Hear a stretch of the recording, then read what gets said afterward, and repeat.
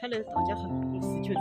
今天我就讲个世纪年纪的，就把皮包里头回来做背木刚来去挖塔的，这个老年那个路上到处都是皮包，看到都爱人，好多皮包，硬是到了吃皮包的季节了。哦哟，马树子的是你看，那马路的今年的皮包也年生好。哦哟，过马路的，喂，妈呀，你看，哇塞，好多你看。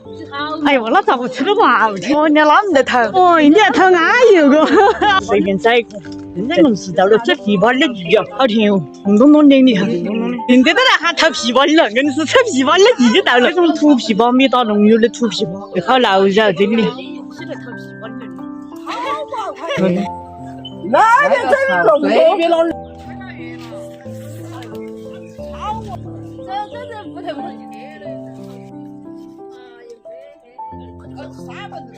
你看，大娘娘光头安逸的，你说。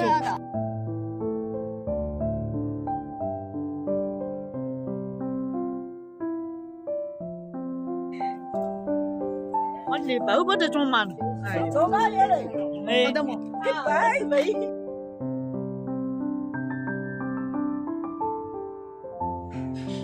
成了龙大一拿了，开始剥皮包了。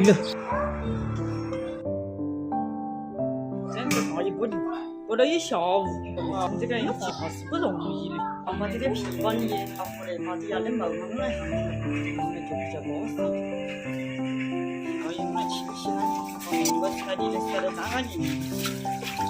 弄了把皮包也弄来撕了一片，那就弄了把这个烧开，要来脱散了，就把它搂起来，把皮包也捏碎，有皮包人倒在这个皮包水里头这里。不断的发，开始放冰糖了。这个牛皮包要冰糖，看了这一个皮包安静，就可以放冰糖。可以就把它们来传那个饽饽头晾起。刚挂之前放的背木，60克。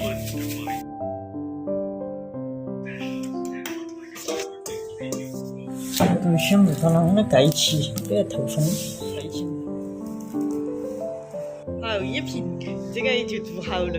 好了，今天的视频到这里就结束了。喜欢我的视频，点个赞，关注我，拜拜。